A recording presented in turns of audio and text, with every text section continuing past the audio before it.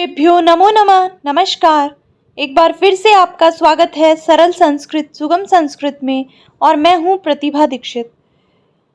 नीति शतक भर्तृहरि के द्वारा रचित बहुत ही महत्वपूर्ण नीति काव्य है। बहुत सारी प्रतियोगी परीक्षाओं में ये सम्मिलित होता है। आरपीएससी फर्स्ट ग्रेड में नीति शतक का सामान्य अध्ययन सम्मिलित है। इसके अतिरिक्त नेट जेआरएफ असिस्टेंट प्रोफेसर और भी बहुत सारी संस्कृत की प्रतियोगी परीक्षाओं में ये सम्मिलित होता है। तो उसी नीति शतक के विषय में इस वीडियो में हम अध्ययन करेंगे। नीति शतक शतक काव्य है। शतक का तात्पर्य इसके अंतर्गत 100 पद्य हैं। नीति काव्य श्रेणी का ये काव्य है, अर्थात गेय जो मुक्तक शैली में रचा जाए, इस प्रकार का काव्य जो गेय हो वो गीति काव्य की श्रेणी में आता है। तो नीति शतक नीति काव्य है, गीति काव्य है और ये शतक श्रेणी का काव्य है। भर्तृहरि के द्वारा इसकी रचना की गई है। भर्तृहरि को शतक त्रय के रचयिता के रूप में जाना जाता है। इन्होंने 3 शतकों की रचना की थी। भर्तृहरि के विषय में हम पूर्व में अध्ययन कर चुके हैं। सेकंड ग्रेड के लिए हमने जो अध्ययन किया था पाठ्यक्रम के अनुसार, उसमें नीति कवियों में भर्तृहरि, विष्णु शर्मा और नारायण पंडित तीनों सम्मिलित थे। तो इन तीनों का अध्ययन हम पूर्व में कर चुके हैं। तो अगर आप भर्तृहरि के विषय में थोड़ा विस्तृत रूप से जानना चाहते हैं तो आप भर्तृहरि से संबंधित वीडियो देख सकते हैं। आपको आरपीएससी सेकंड ग्रेड की प्लेलिस्ट से ये वीडियो देखने को मिलेगा।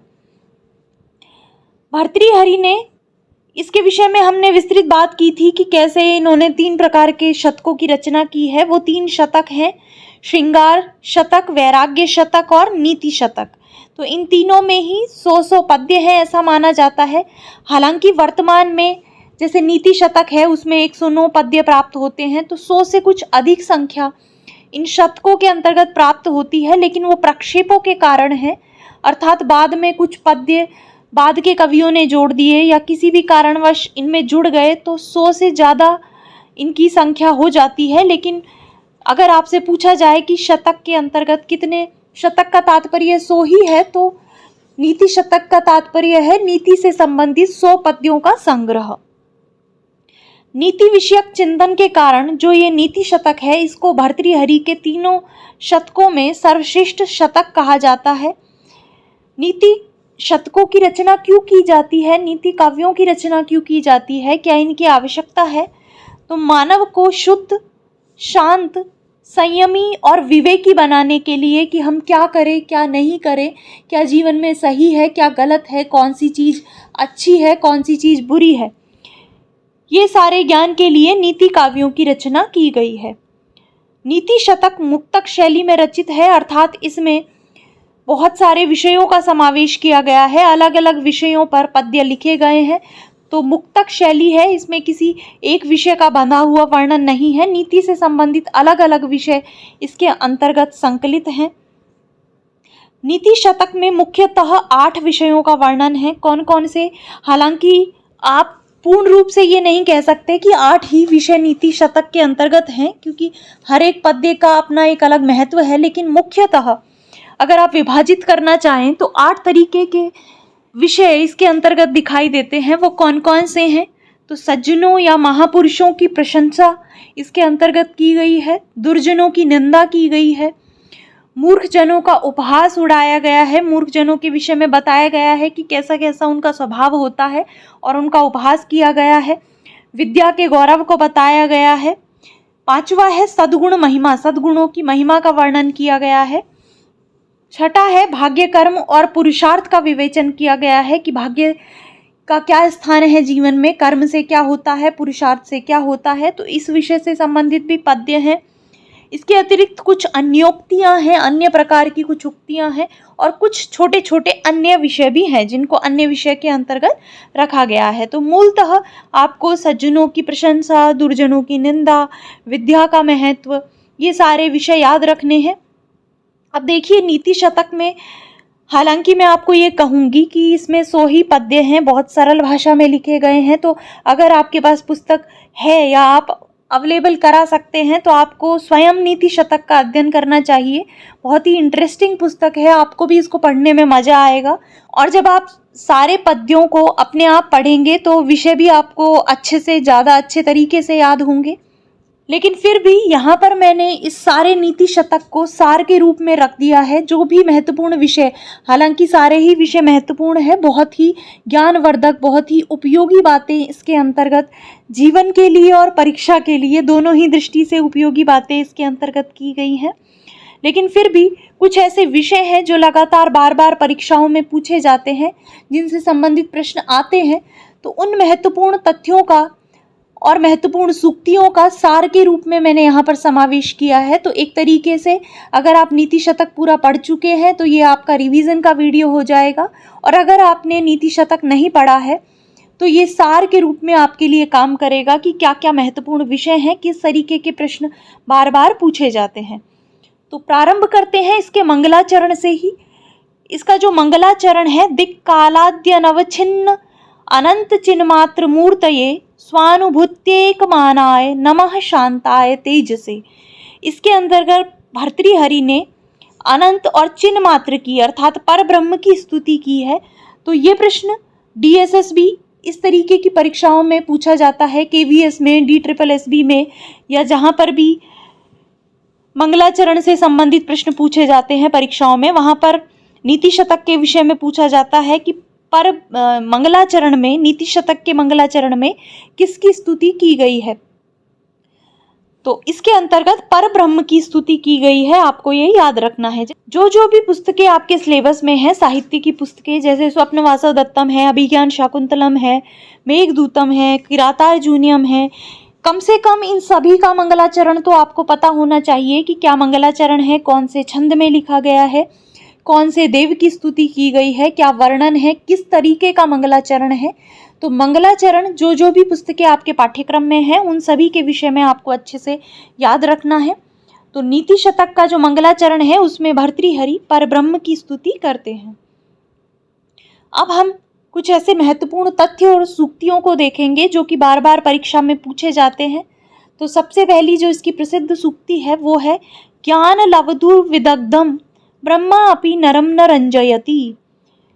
अर्थात हठी मूर्ख व्यक्ति, ऐसा व्यक्ति जो मूर्ख भी है और साथ साथ में हठी भी है, उसको कोई भी संसार में संतुष्ट नहीं कर सकता, उसको ब्रह्मा भी संतुष्ट नहीं कर सकते। अच्छा, एक बात और है कि आपको ये शंका होगी कि प्रश्न किस तरह से पूछे जाएंगे। तो देखिए, प्रश्न दोनों तरीके से पूछे जा सकते हैं। जैसे ये जो सूक्ति है, या तो प्रश्न इस तरीके से पूछा जा सकता है कि निम्न सूक्ति कौन से ग्रंथ से ली गई है, तो इस तरीके का प्रश्न आ सकता है, या खालिस्तान देकर कि खालिस्तान यहाँ पर दे दिया जाए कि किसका मौन आभूषण है, पंडितों का, अपंडितों का, विद्वानों का, इस तरीके से पूछा जा सकता है। अपंडितों का आभूषण क्या है, तो किसी भी तरीके से प्रश्न पूछे जा सकते हैं। लेकिन इसके जो फैक्ट्स हैं, जो इम्पोर्टेंट बातें इसके अंतर्गत की गई हैं, जो सूक्तियाँ हैं, उनको आपको अच्छे से अपने दिमाग में याद रखना है। इसकी दूसरी प्रसिद्ध सूक्ति है, सर्वविदाम समाजे अपंडितानाम मौनम विभूषणम। सर्वविदाम, सब कुछ जानने वाले समाज में, ऐसा समाज, ऐसी सभा जहाँ पर बहुत बड़े बड़े विद्वान बैठे हों, जो सब कुछ जानते हो, वहाँ पर अपंडितानाम, अपंडितों के लिए मौन ही आभूषण के समान होता है। मौन ही उनको उस सभा में बचा सकता है। तो अपंडितों के लिए मौन ही आभूषण होता है। तीसरा है, न तू प्रतिनिविष्ट मूर्ख जन चित्तम आराधयेत। इसमें पूरी एक श्रृंखला का वर्णन किया गया है पद्य के अंतर्गत कि देखिए, दुनिया में हालांकि बहुत सारे कार्य असंभव माने जाते हैं, तो वो असंभव कार्य भी एक बार को संभव हो सकते हैं, लेकिन जो दुराग्रही मूर्ख व्यक्ति है उसके मन को प्रसन्न करना असंभव है। तो इसमें मूर्ख व्यक्ति का उपहास किया गया है कि मूर्ख व्यक्ति कितना हठी होता है, उसको समझाना, उसको प्रसन्न करना कितना कठिन होता है। इसके विषय में 2-3 बातें भी कही गई हैं, तो उन्हें भी आपको ध्यान रखना चाहिए कि बालू से तेल निकालना संभव है।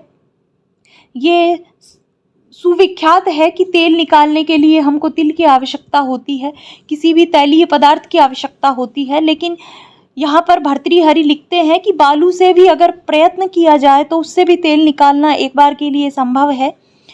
मृग तृष्णा जब किसी को हो या मरुस्थल से भी पानी निकालना संभव है, पानी पीना संभव है, भागते हुए खरगोश के सींग उग आना भी संभव है, किंतु इस संसार में जो दुराग्रही मूर्ख व्यक्ति है उसके मन को प्रसन्न करना असंभव है। तो आपको ये ध्यान रखना है। इस तरीके का प्रश्न पूछा जा सकता है कि किसके चित्त को प्रसन्न नहीं किया जा सकता, किसके चित्त को आराधित नहीं किया जा सकता, तो वो हो जाएगा दुराग्रही मूर्ख व्यक्ति के। चौथा है बुधजन सकाशाद ज्वर इव में मदः व्यपगतः। इसमें ये बताया गया है कि जो मद है, अहंकार है, घमंड है, वो कैसे नष्ट होता है। तो बुधजन सकाशात, बुधजन का तात्पर्य जो ज्ञानी व्यक्ति हैं, जानने वाले व्यक्ति हैं, ज्ञाता पुरुष हैं, उन पुरुषों के संपर्क से में मदह, मेरा जो मद है, घमंड है, वो ज्वर की तरह, ज्वर इव व्यपगतः, वो ज्वर की तरह समाप्त हो गया है। जैसे किसी को ज्वर हो रहा हो और उसको शीतल आदि उसके उपचार किए जाएं, उस पर ठंडी पट्टियां रखी जाए, या उसको कोई आजकल के ज़माने में एलोपैथी की दवाई दे दी जाए तो ज्वर एकदम से गायब हो जाता है। उसी प्रकार ज्ञाता पुरुषों के संपर्क से घमंड ज्वर की तरह समाप्त हो गया या हो जाता है। अगला है नहीं गणयन्ति क्षुद्रो जंतु परिग्रह फलगुताम। ये भी बहुत महत्वपूर्ण है। सूक्ति के रूप में बहुत बार ये पूछा जाता है कि ये सूक्ति कौन से ग्रंथ से संबंधित है। नहीं गणयन्ति क्षुद्रो जंतु परिग्रह फलगुताम।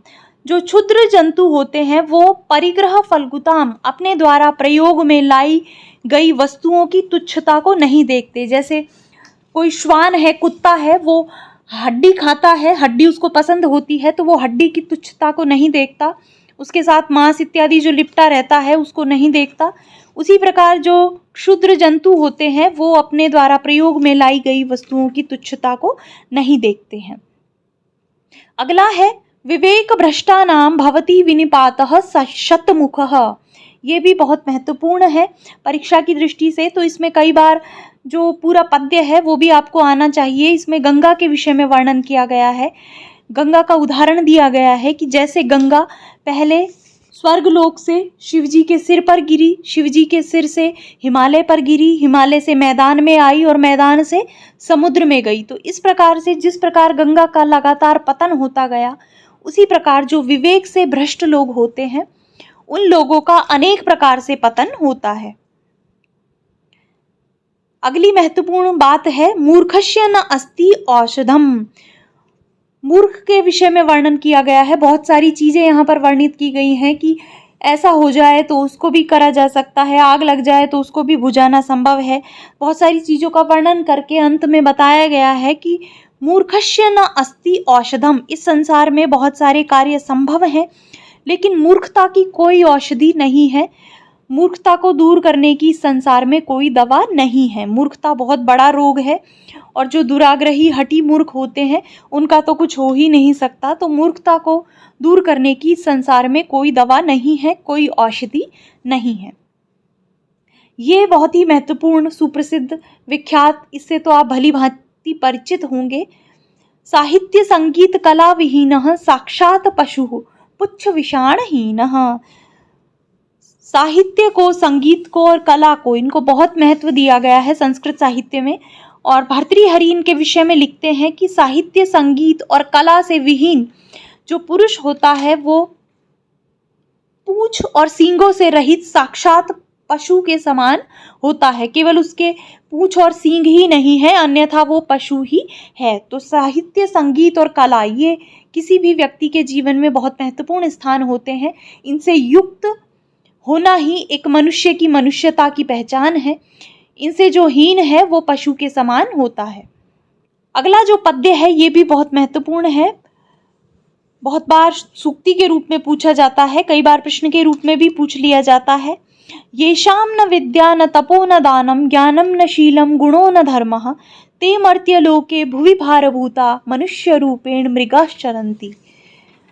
कि जिनके पास न विद्या है, न तप है, न दान है, न ज्ञान है, न शील है, न गुण है, न धर्म है, ऐसे लोग मर्त्य लोके, इस संसार में भुवि भार भूता, पृथ्वी के ऊपर भार रूप में ही है, वो मनुष्य के रूप में साक्षात मृग ही विचरण करते हैं। अर्थात ऐसे मनुष्य मृग के समान हैं जो इस संसार पर भार के रूप में विचरण करते रहते हैं। तो यहाँ पर विद्या, तप, दान, ज्ञान, शील, गुण और धर्म, इनकी महत्ता बताई गई है।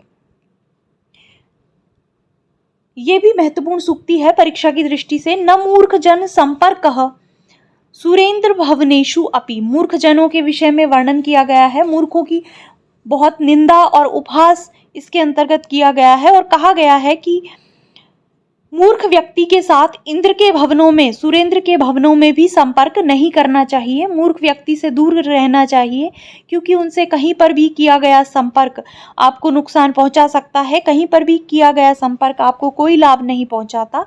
तो मूर्ख व्यक्ति के साथ इंद्र के भवनों में भी संपर्क नहीं करना चाहिए।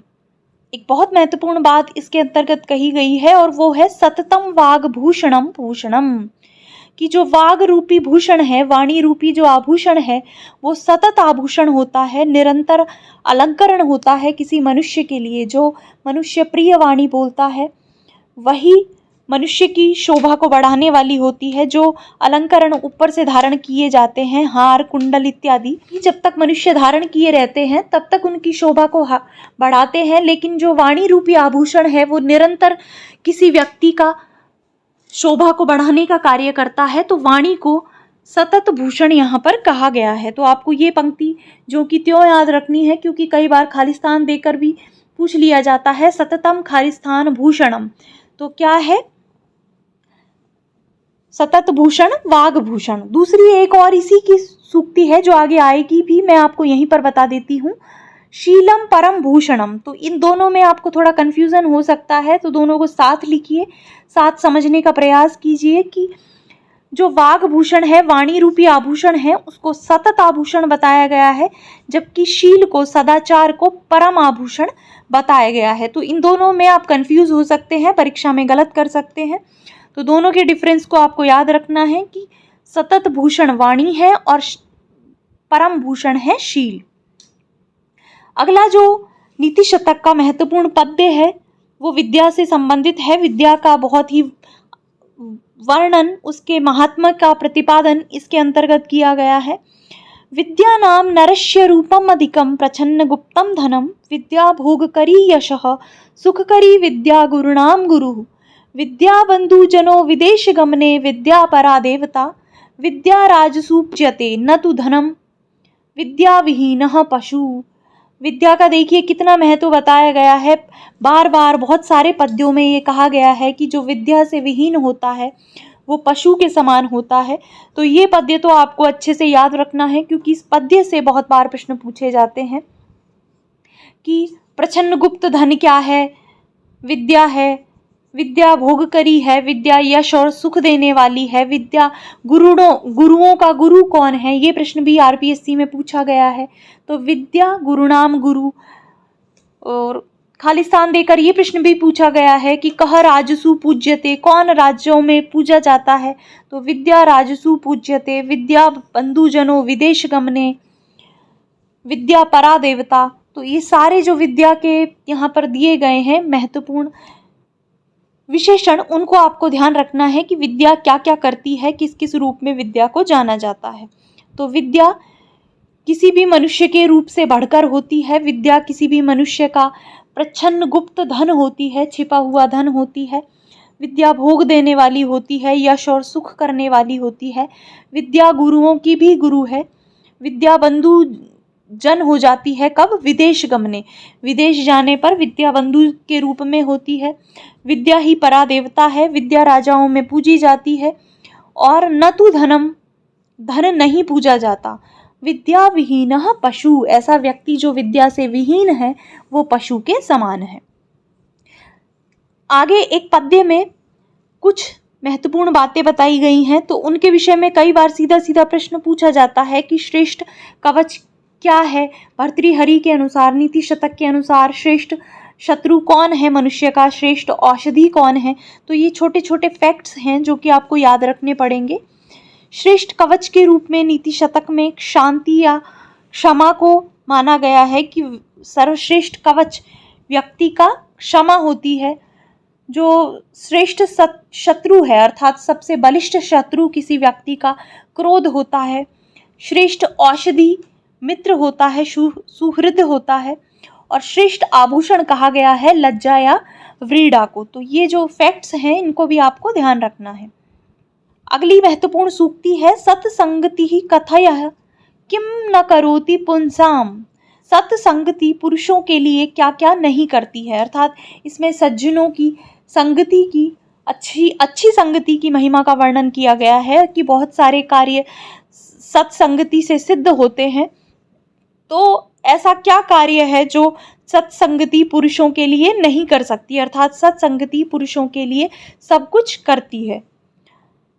नास्ति येषाम यशः काये जरा मरणजम भयम। इसमें कवियों के विषय में वर्णन किया गया है कि कवि जो काव्य रचना के द्वारा यश रूपी धन कमाते हैं, यश रूपी जो शरीर उनका निर्मित हो जाता है कवियों का, उस यश रूपी शरीर में ना तो वृद्धावस्था का डर होता है और ना ही मृत्यु का डर होता है। तो ये भी प्रसिद्ध है, नास्ति येषाम यशः काये जरा मरणजम भयम। तो यहाँ पर पूछा जा सकता है ये शाम से यहाँ पर क्या तात्पर्य है, तो ये शाम से यहाँ पर तात्पर्य है कवियों का यशरूपी शरीर में वृद्धावस्था और मृत्यु का डर नहीं होता है। अब इसमें कुछ उत्तम पुरुषों के विषय में, मध्यम और अधम तीनों प्रकार के पुरुषों के विषय में बताया गया है कि किस किस प्रकार के स्वभाव वाले वे होते हैं। तो ये पद्य भी परीक्षा की दृष्टि से महत्वपूर्ण है, आपको इस पद्य को अच्छे से याद रखना है। इससे संबंधित प्रश्न बहुत बार फर्स्ट ग्रेड में पूछे गए हैं और भी आरपीएससी की परीक्षाओं में पूछे गए हैं, सेकंड ग्रेड में भी पूछे गए हैं। तो ये पद्य आपको अच्छे से याद रखना है। प्रारभ्यते न खलु विघ्न भयेन नीचै प्रारभ्य विघ्न विहता विरमन्ति मध्यः विघ्नै मुहुर्मुहुः अपि प्रतिहन्यमानः प्रारब्धम् उत्तम गुणान् परित्यजन्ति। कि विघ्न के भय से जो नीच पुरुष होते हैं वो विघ्न भयेन न खलु प्रारभ्यते, वो विघ्न के भय से कोई कार्य प्रारंभ ही नहीं करते। जो मध्यम लोग होते हैं वो विघ्न विहता, विघ्नों के द्वारा परेशान किए जाने पर प्रारभ्य विरमन्ति, प्रारंभ तो कर देते हैं कार्य को, लेकिन विघ्नों के द्वारा जब बार बार उनको परेशान किया जाता है तो विरमन्ति, वो कार्य को रोक देते हैं, छोड़ देते हैं। और उत्तम पुरुष कैसे होते हैं? उत्तम गुणा, जो उत्तम गुण पुरुष होते हैं वो विघ्नै मुहुर्मुहुः अपि प्रतिहन्यमाना, विघ्नों के द्वारा बार बार प्रतिहन्यमाना, परेशान किए जाने पर भी, बाधा डाले जाने पर भी न परित्यजन्ति, प्रारंभ कर दिए कार्य को छोड़ते नहीं हैं जब तक कि वो पूर्ण नहीं हो जाता है। तो ये उत्तम पुरुषों की पहचान है कि वो जिस भी कार्य को प्रारंभ कर देते हैं, चाहे उसमें फिर कितनी भी बाधाएं आए, वो जब तक उस कार्य को समाप्त नहीं करते तब तक उसको छोड़ते नहीं हैं। अगला है सह जातो येन जातेन याति वंशः समुन्नतिम। ऐसे व्यक्ति के विषय में बताया गया है कि जिसके जन्म से वंश की उन्नति हो, वस्तुतः उसी का जन्म लेना वास्तविक है, उसी का वास्तविक जन्म है। इस संसार में हर रोज बहुत सारे लोग जन्म लेते हैं, बहुत सारे मर जाते हैं, लेकिन जिसके जन्म से वंश की उन्नति हो उसी का वास्तविक जन्म हुआ है, ऐसा मानना चाहिए। अगला पद्य मनस्वी पुरुषों के से संबंधित है। इसमें मनस्वी पुरुषों की स्थिति को बताया गया है कि जो मनस्वी अभिमानशाली पुरुष होते हैं, मानशाली पुरुष होते हैं, स्वाभिमानी पुरुष होते हैं, वो कैसे होते हैं। तो ये पद्य भी आपको याद रखना है, ये पंक्ति आपको याद रखनी है। कुसुम स्तवकस्य एव द्वयी वृत्ति मनस्विनः मूर्धनि वा सर्वलोकस्य शीर्यते वन एव वा। मनस्वी पुरुषों की स्थिति कुसुम स्तवकस्य एव, पुष्पगुच्छ के समान ही, द्वयी, दो प्रकार की होती है। अर्थात जैसे पुष्पगुच्छ की स्थिति दो प्रकार की होती है, उसी प्रकार मनस्वी पुरुष की स्थिति भी दो प्रकार की होती है। वो या तो मूर्धनी, या तो वो सिर पर विराजमान होते हैं, श्रेष्ठ सम्मान को प्राप्त करते हैं, या फिर नष्ट हो जाते हैं। तो जैसे पुष्पगुच्छ है, या तो वो वन में ही गिर जाता है, वन में ही नष्ट हो जाता है, या फिर वो भगवान के शीश पर अर्पित किया जाता है। उसी प्रकार मनस्वी पुरुषों की जो वृत्ति है वो भी दो प्रकार की होती है, उनकी स्थिति दो प्रकार की होती है, या तो वो श्रेष्ठ सम्मान को प्राप्त करते हैं या वो नष्ट हो जाते हैं। अगली पंक्ति में महान पुरुषों के विषय में वर्णन किया गया है कि महान पुरुषों का चरित्र, उनका कार्य व्यवहार किस प्रकार का होता है। तो कहा गया है महताम निस्सीमानश्चरित्र विभूतयः। महान पुरुषों के कार्य व्यापार, उनका चरित्र की महिमा असीम हुआ करती है, अर्थात उनके चरित्र की महिमा को, उनके कार्य व्यापारों को मापा नहीं जा सकता। उनका चरित्र, उनके कार्य व्यापार असीम हुआ करते हैं। तेजस्वी पुरुष के विषय में भी बताया गया है कि तेजस्वी पुरुष किस प्रकार का होता है। तो तेजस्वी पुरुषः परकृति निकृतिम न सहते। तेजस्वी पुरुष दूसरों के द्वारा, परकृति दूसरों के द्वारा किए गए अपमान को नहीं सहता है। ऐसा पुरुष जो तेजस्वी है वो किसी के द्वारा किए गए अपमान को सहन नहीं करता है, उसका प्रतिकार वो लेता है। एक बहुत महत्वपूर्ण पंक्ति इसके अंतर्गत लिखी गई है। ये पंक्ति अलग अलग तरीकों से बहुत सारे स्थान पर हमें साहित्य के अंतर्गत मिलती है। महत्वपूर्ण पंक्ति है, न खलु वयः तेजसो हेतु। वयः जो आयु या अवस्था है वो तेज में कारण नहीं होती, अर्थात तेजस्विता का कारण आयु या अवस्था नहीं होती, वो तो किसी मानव का स्वभाव ही होता है। कोई बालक बचपन में ही जो तेजस्वी होता है वो बचपन से ही तेजस्वी होता है। ऐसा नहीं है कि वृद्ध होने से या बड़ा हो जाने से उसमें तेजस्विता आ जाती है। जैसे कोई सिंह का, शेर का बच्चा है, वो बचपन से ही बड़े बड़े शिकार करता है क्योंकि वो उसके स्वभाव में होती है तेजस्विता। तो अवस्था या आयु या वयः तेजस्विता का हेतु या कारण नहीं होती। अगली प्रसिद्ध सूक्ति है, सर्वे गुणाः कांचनम आश्रयन्ति। सभी गुण कांचन में, धन में, स्वर्ण में निवास करते हैं। इसमें जीवन की कटु सच्चाई को भर्तृहरि के द्वारा चित्रित किया गया है। समाज की कटुता को इसमें चित्रित किया गया है कि जिस व्यक्ति के पास धन होता है सब लोग उसके पास जाते हैं, उसकी इज्जत करते हैं। जो निर्धन दरिद्र व्यक्ति होता है कोई उसको नहीं सुनता, सब उसका अपमान करते हैं, क्योंकि सभी गुण मानव धन में, स्वर्ण में आश्रित रहते हैं, उसका आश्रय लेकर रहते हैं। अगले एक पद्य के अंतर्गत नीति शतक में कुछ बातें बताई गई हैं, कुछ कारण बताए गए हैं जो किसी दूसरी वस्तु के नाश का कारण बन जाते हैं। तो ये एक पूरा पद्य है जिसमें इस पूरी श्रृंखला का वर्णन किया गया है। कई बार सीधे सीधे यहाँ से प्रश्न पूछ लिए जाते हैं कि पुत्र का नाश कैसे हो जाता है, ब्राह्मण का नाश किससे होता है, कुल का नाश का कारण क्या है। तो कारण दिए गए हैं और जिन वस्तुओं का नाश उनसे होता है, कारणों से, वो दिए गए हैं।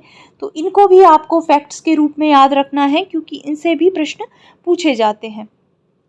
सबसे पहला है दुर्मंत्रणा, अर्थात गलत वार्तालाप, गलत मंत्रणा से किसी भी नृपति का नाश हो जाता है, राजा का नाश हो जाता है। अगर राजा किसी गलत मंत्री से, किसी गलत व्यक्ति से मंत्रणा करके अपने राजकाज को चलाता है तो उस नृपति का, उस राजा का नाश हो जाता है। आसक्ति जो है वो सन्यासी का या यति के नाश का कारण होती है। तो आसक्ति जब भी आ जाती है किसी सन्यासी में तो वो उसका नाश कर देती है। लालन पुत्र के नाश का कारण होता है। लालन का तात्पर्य है अत्यधिक लाड़ प्यार।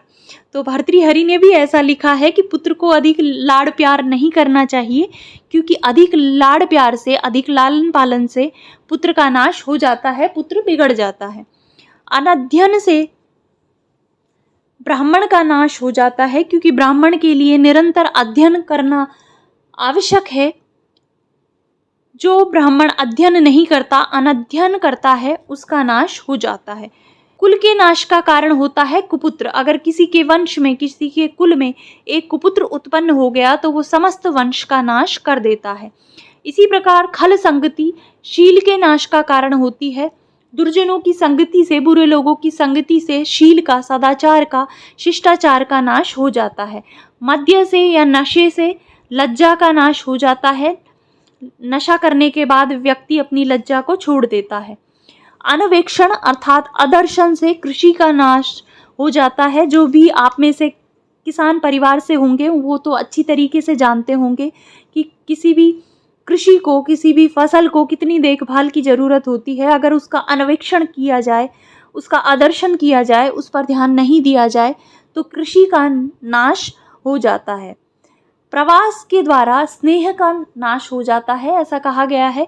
दूसरे देश में बस जाने पर, दूरी हो जाने पर जो स्नेह होता है उसका नाश हो जाता है। हालांकि आजकल थोड़ा ज़माना बदल गया है, टेक्नोलॉजी का ज़माना है, वीडियो कॉल चल गए हैं, व्हाट्सएप कॉल हैं, वॉइस कॉल हैं, तो कांटेक्ट लगातार बना रहता है, तो फिर भी थोड़ा सा स्नेह बने रहने की संभावना है। लेकिन ये पहले के समय में जब भर्तृहरि ने इसको लिखा था तो उस वक्त तो ये बिल्कुल ही सही था। हालांकि आज भी कुछ तो ये सही ही है कि दूरी हो जाने पर स्नेह तो कम हो ही जाता है। प्रमाद पूर्वक त्याग करने से धन का नाश हो जाता है। तो आपको ये सारे जो फैक्ट्स हैं इनको याद रखना है कि किस चीज़ से किसका नाश हो जाता है। कि बहुत आसान से ये है, एक दो बार आप इनको पढ़ेंगे, समझेंगे तो आप कॉमन सेंस से भी परीक्षा में इसका उत्तर दे पाएंगे कि पुत्र का नाश किससे होता है? लाड़ प्यार से, उसका लालन पालन प्यार से करने से उसका नाश हो जाता है। तो इसी तरीके से सभी ये जो कारण और नाश होने वाली वस्तुएं हैं इनको आपको ध्यान रखना है। अगला जो महत्वपूर्ण पद्य है नीति शतक का, वो धन से संबंधित है। धन की 3 गतियां बताई गई हैं जो कि हम बचपन से अपने बाबा से सुनते आ रहे थे। हमारे बाबा हमें बचपन में ये बताते थे, बहुत सारी बातें उन्होंने अच्छी अच्छी हमें बताई। तो उनमें से एक ये भी थी, वो हमेशा कहते थे, दानम भोगो नाशश तिस्रो गतयो भवन्ति वित्तस्य यो न ददाति न भुंक्ते तस्य तृतीया गतिर्भवति। धन की 3 गतियां होती हैं, दान, भोग और नाश। इसमें भी देखिए, आप इनका क्रम देखिए, क्या क्रम बताया गया है। और यही भारतीय संस्कृति की महत्ता है, इसका महात्म्य है कि अपने से पहले दूसरों को रखने की भावना इसके अंतर्गत है, स्व से पहले पर की भावना है।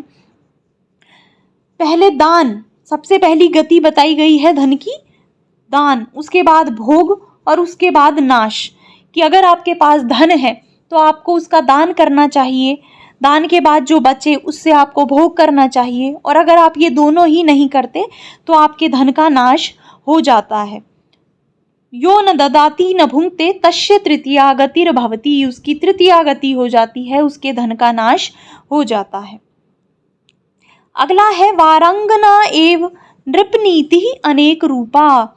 ये जो सूक्ति है ये आपको कंफ्यूज कर सकती है परीक्षा के अंतर्गत, क्योंकि ये सूक्ति दी जाएगी और आपसे पूछा जाएगा कि कौन से ग्रंथ से ये ली गई है। और पहला ही ऑप्शन अगर आपको वहाँ पर मुद्रा राक्षस दे दिया जाए तो मैं ये मानती हूँ कि अगर आपने ये सूक्ति विशेषतः याद नहीं की है कि ये नीति शतक से ली गई है तो निश्चित रूप से आप पहले ऑप्शन पर जाएंगे, आप मुद्रा राक्षस को सही टिक करेंगे। क्योंकि इसका जो अर्थ है वो राजनीति से संबंधित है और राजनीति का नाम आते ही हमारे दिमाग में संस्कृत साहित्य में आता है मुद्रा राक्षस। अगर प्रतिज्ञा योगंद्रायण भी वहाँ पर दे दिया, स्वप्न वासव दत्तम से तो हो सकता है आप नहीं हो कंफ्यूज, लेकिन अगर वहाँ पर प्रतिज्ञा योगंद्रायण भी दे दिया तो आप और कंफ्यूज हो जाएंगे कि भाई योगंद्रायण में भी राजनीति की बातें हैं तो कहीं इसमें तो नहीं। इसलिए आपको ये सूक्ति अच्छे से याद रखनी है। ये नीति शतक में कहा गया है कि राजनीति वैश्याओं की तरह अनेक रूपों वाली होती है, अनेक अनेक प्रकार के रूप राजनीति दिखाती है। आगे इसमें राजा के 6 आवश्यक गुण बताए गए हैं कि किसी भी राजा में 6 प्रकार के गुण होने चाहिए, उसी राजा की आज्ञा पालन में मजा आता है। नहीं तो इन गुणों से जो युक्त नहीं है ऐसे राजा की आज्ञा पालन कौन करे, नहीं करना चाहिए। कौन कौन से 6 आवश्यक गुण है राजा के? आज्ञा कीर्ति पालनम, ब्राह्मणानां दानम भोगो मित्र संरक्षणम च, येषाम एते षड्गुणान प्रवृत्तः को अर्थ तेषां पार्थिवो उपाश्रयेण। ऐसे पार्थिव के, ऐसे राजा के आश्रय से क्या लाभ जिसमें ये 6 गुण नहीं है, जो इन 6 गुणों में प्रवृत्त नहीं है। कौन कौन से? आज्ञा, कीर्ति, ब्राह्मणानाम पालनम, ब्राह्मणों का पालन, दान, भोग और मित्र संरक्षण। तो आपको ये 6 आवश्यक गुण राजा के याद रखने हैं। अगला है यम यम पश्यसि तस्य तस्य पुरतो मा ब्रूहि दीनम तनयः। ये महत्वपूर्ण सूक्ति है।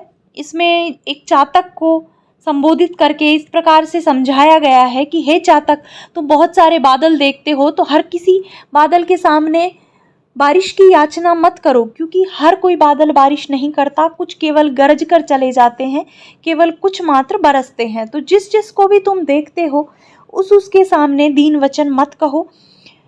ये सामान्य मनुष्य के लिए, आपके लिए, मेरे लिए भी एक बहुत महत्वपूर्ण बात है कि अगर आप दुखी हो, आप किसी संकट में हो, आपको कोई परेशानी है, तो जो भी आपको दिखे हर व्यक्ति को अपने दुख के बारे में मत बताओ, अपने दीन वचन उसको मत कहो, क्योंकि प्रत्येक व्यक्ति आपकी मदद नहीं कर सकता। कुछ उदार हृदय व्यक्ति ही आपकी सहायता कर सकते हैं। तो इसलिए जिस को देखते हो उसके सामने दीन वचन मत कहो। अगली है मणिना भूषितः सर्पः किमसौ न भयंकरः।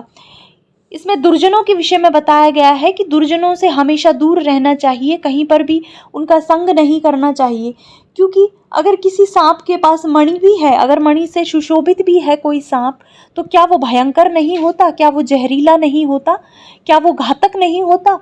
तो दुर्जन चाहे विद्या से युक्त भी हो, विद्या उसने पढ़ी भी हो, तो भी उससे दूर रहना चाहिए, क्योंकि मणि से विभूषित सर्प भी भयंकर ही होता है। अब ये भी कुछ फैक्ट्स हैं जो परीक्षा में पूछ लिए जाते हैं। एक पद्य के अंतर्गत बताया गया है कि क्या सबसे बड़ा अवगुण है। अगर आपके पास ये है तो और अवगुणों की आपको क्या आवश्यकता। अगर आपके पास ये है, पिशून्यता है, तो आपको और पापों का क्या करना। अर्थात सबसे बड़े अवगुण, सबसे बड़े पाप, तप इत्यादि के विषय में बताया गया है। तो ये कुछ फैक्ट्स हैं, ये भी आपको याद रखने हैं। सबसे बड़ा अवगुण बताया गया है लोभ को, सबसे बड़ा पाप बताया गया है पिशुनता या चुगलखोरी को, सबसे बड़ा तप बताया गया है सत्य को, सबसे बड़ा तीर्थ पवित्र मन को बताया गया है। तो इस तरीके का प्रश्न पूछा जा सकता है कि नीति शतक के अनुसार सबसे बड़ा तीर्थ कौन सा है। तो सबसे बड़ा तीर्थ है पवित्र मन। सबसे बड़ा गुण है सज्जनता, सबसे बड़ा अलंकरण है सुमहिमा, सबसे बड़ा धन है सद्विद्या, और सर्वाधिक भयंकर मृत्यु है अपयश। अर्थात जिसका अपयश हो गया उसको फिर मृत्यु की भी क्या आवश्यकता, वो मृत्यु से भी भयंकर उसके लिए हो जाता है। होतारम अपि जुव्यानम स्पृष्टो दहति पावकः। इसमें अग्नि के उदाहरण के द्वारा ये बताया गया है कि जो चंडकोप राजा होते हैं, ऐसे राजा जो बहुत क्रोध करते हैं, उनका कोई आत्मीय जन नहीं होता, क्योंकि स्पर्श की जाती हुई अग्नि, जो आहुति देने वाला यज्ञ करता है, यजमान है, ऋत्विज है, उसको भी जला देती है। उसी प्रकार जो क्रोधी राजा है वो अपने आत्मीय जनों को, अपने बंधुजनों को भी नहीं बख्शते, तो उनका कोई आत्मीय जन नहीं होता। आरंभ गुरुवो क्षयणी क्रमेण लघ्वी पुरा वृद्धिमती च पश्चात दिनस्य पूर्वार्ध परार्ध भिन्ना क्षायेव मैत्री खल सज्जनानाम। ये जो पद्य है ये भी वेरी वेरी मोस्ट है परीक्षा की दृष्टि से। पिछली बार 2018 का आई थिंक जो पेपर हुआ था उसमें प्रश्न पूछा गया है, बहुत बार ये प्रश्न पूछा गया है आरपीएससी में कि खल सज्जनों की मैत्री कैसी होती है, दुर्जनों और सज्जनों की मित्रता कैसी होती है। तो छाया के समान सज्जनों और दुर्जनों की मित्रता होती है। कैसी छाया के समान? तो उनमें से जो दुर्जन है उनकी मित्रता तो होती है दिन के पूर्वार्ध में होने वाली छाया के समान। कैसी होती है दिन के पूर्वार्ध में होने वाली छाया? जो आरंभ गुरुवो, जो प्रारंभ में तो बड़ी होती है और क्षयणी क्रमेण धीरे धीरे छोटी होती जाती है, तो धीरे धीरे क्षय होती जाती है। तो जो दुर्जन लोग हैं वो पूर्व में तो आपको इस तरह का दिखाएंगे कि वो आपके बहुत ही अति प्रिय हैं, बहुत ही आपके शुभचिंतक हैं, लेकिन धीरे धीरे उनकी जो मित्रता है वो घटती जाती है। लेकिन जो सज्जन हैं उनकी मित्रता दिन के परार्ध की छाया के समान होती है, जो पुरा वृद्धिमती च पश्चात लघ्वी पुरा, जो पूर्व में शुरू में लघु होती है, छोटी होती है, और वृद्धिमती च पश्चात, और बाद में बढ़ती जाती है। अर्थात शुरू में हो सकता है वो आपके प्रति कोई इंटरेस्ट ना दिखाएं, आपसे कोई बात ना करें, लेकिन धीरे धीरे जैसे आपकी मित्रता होती जाएगी वो इतनी प्रगाढ़ होगी कि वो जीवन भर भी चल सकती है। तो इसमें दुर्जनों और सज्जनों की मित्रता को बताया गया है। छाया के समान होती है और दिन के पूर्वार्ध और परार्ध में होने वाली छाया के समान खल अर्थात दुर्जनों और सज्जनों की मित्रता होती है। अब महापुरुषों में रहने वाले कुछ गुण भी बताए गए हैं कि महापुरुषों में किस प्रकार के गुण होते हैं। तो विपत्ति काल में धैर्य रखना, समृद्धि काल में क्षमाशीलता रखना, सभा में वचन नैपुण्य अर्थात क्या बोलना है क्या नहीं बोलना, वचन में निपुणता, ये युद्ध भूमि में शौर्य, यश प्राप्ति में विशेष रुचि और वेदाध्ययन में विशेष आसक्ति, ये महापुरुषों में स्वभावतः रहने वाले गुण होते हैं। प्रकृति सिद्धम इदम ही महात्मनाम। तो ये भी आपको याद रखने हैं कि प्रकृति सिद्ध जो महात्माओं के स्वभाव हैं, गुण हैं, वो क्या क्या होते हैं। अगला है देवमेव ही नृणाम वृद्धौ क्षये कारणम।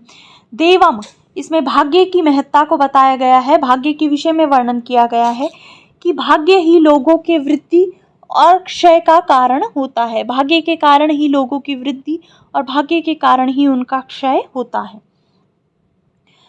अगला भी बहुत महत्वपूर्ण पद्य है जो कि बहुत विख्यात भी है। श्रोत्रम श्रुतेनेव न तु कुंडलेन दानेन पाणी न तु कंकणेन विभाति कायः करुणाकुलानां परोपकारेण न चंदनेन। कानों की शोभा शास्त्र सुनने से होती है, कुंडलों से नहीं। हाथों की शोभा दान देने से होती है, कंगनों से नहीं।